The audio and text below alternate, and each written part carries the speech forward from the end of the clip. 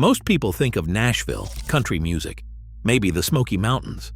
What most people don't think about is that Tennessee sits at the intersection of four completely different geological worlds, that it contains one of the largest cave systems in the United States that almost nobody outside the region knows about, that a river flowing through it actually reversed direction during one of the most powerful earthquakes ever recorded on this continent, and that a single Tennessee valley, one valley, contains more species of freshwater fish than all of Europe combined.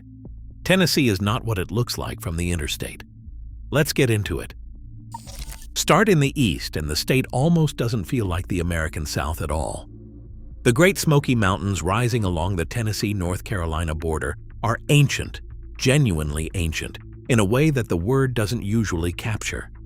The rock forming these peaks dates back more than 300 million years, and the mountains themselves have been above sea level and continuously eroding for so long that what you are looking at today is not the mountains. It is what remains after unimaginable amounts of material have already been worn away. The highest peak, Clingman's Dome, reaches 6,643 feet, the third highest point east of the Mississippi, and sits wrapped in a cloud forest of spruce and fir that feels more like the Pacific Northwest than Tennessee. The Smokies hold a biological record that still surprises me every time I come back to it. Great Smoky Mountains National Park has been designated an International Biosphere Reserve and contains more tree species than all of Northern Europe.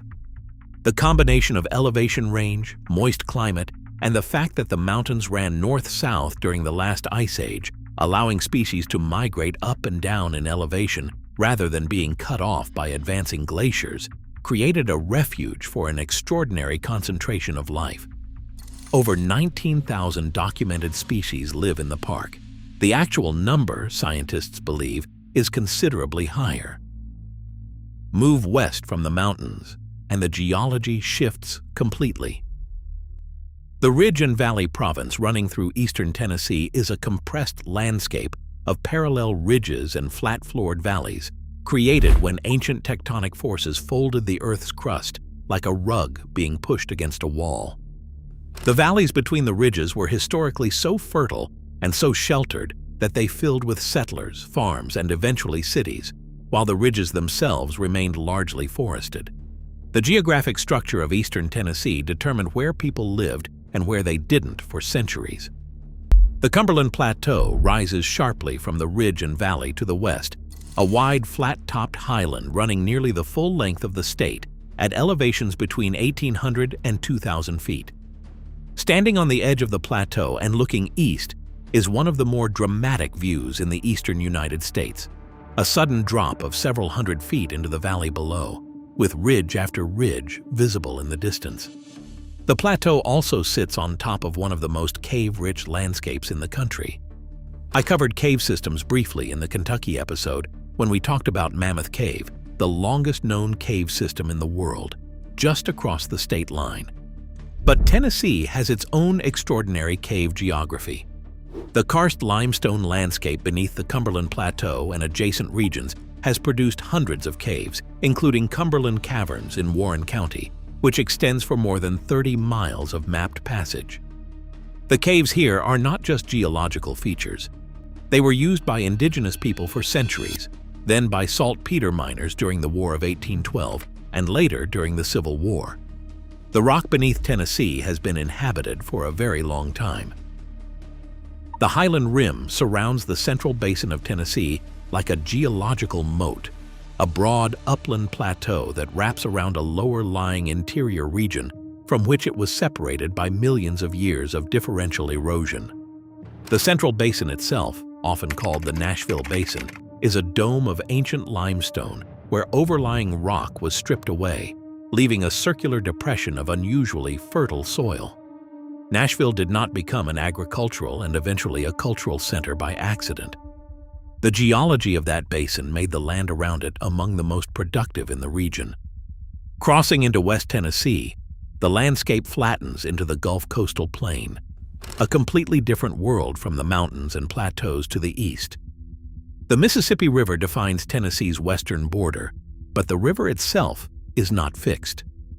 The Mississippi has been shifting its course across this flat landscape for thousands of years, leaving behind oxbow lakes, cut-off channels, and areas of extraordinarily rich bottomland soil wherever it previously ran. The far western edge of Tennessee is essentially a floodplain archive, a landscape that records centuries of a river rearranging itself. And then there is what happened to this landscape in the winter of 1811 and 1812. The New Madrid earthquakes, the most powerful series of seismic events in recorded North American history east of the Rocky Mountains, struck the region over several months. Church bells rang in Boston.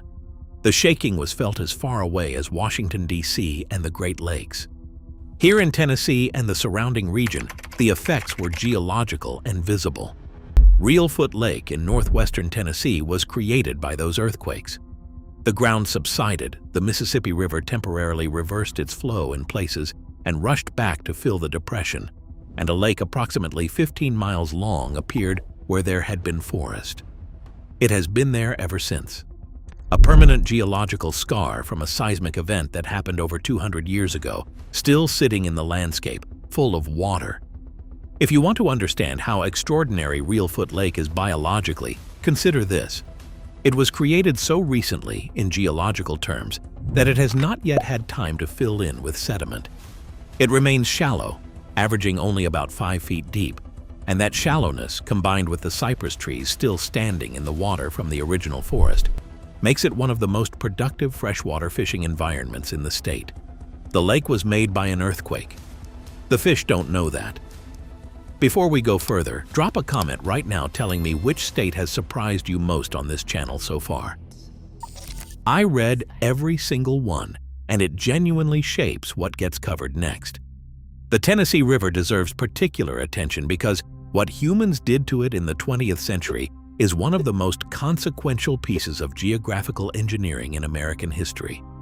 The river once ran freely through the Tennessee Valley, prone to catastrophic flooding, largely unnavigable for long distances, and surrounded by one of the most economically depressed regions in the country.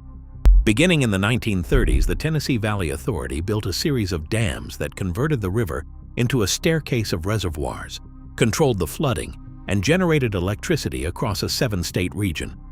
The river today is not the river that was there before.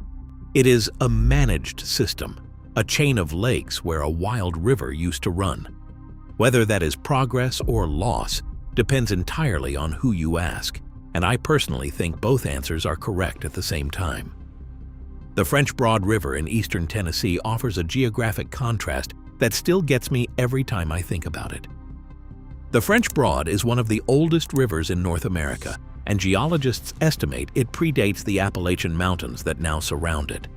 As the mountains slowly rose around the river over millions of years, the French Broad simply kept cutting downward through the rock, maintaining its original course. The mountains did not redirect it. They rose around it, and the river refused to move. It has been flowing in the same direction for longer than the mountains beside it have existed. The biological richness of Tennessee's river systems is something that barely gets discussed outside of scientific literature, and it should be talked about far more. The Tennessee and Cumberland river systems together contain more than 300 species of freshwater fish, more than all of Europe, which has roughly 150. More species of freshwater mussels live in the Tennessee River system than anywhere else on Earth. This extraordinary diversity is the result of the river systems remaining relatively stable through millions of years of climate change, allowing species to evolve and diversify in isolation. It is one of the most biologically significant freshwater ecosystems on the planet, running through a state most people associate with barbecue and country music. The landscape of Tennessee is also inseparably connected to one of the defining periods of American history. The Civil War was fought intensively across the state.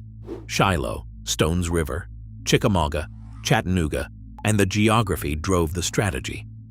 The river valleys and mountain gaps of Tennessee were corridors of movement that both armies needed to control. The railroads threading through those corridors were targets. The ridges and river crossings were defensive positions.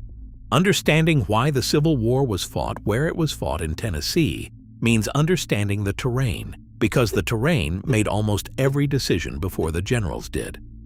The natural bridge in the Cumberland Mountains, a sandstone arch spanning over 90 feet, is one of dozens of geological formations across the plateau that reflect the same underlying process: water working its way through porous rock over millions of years, hollowing out passages and leaving the harder stone above intact.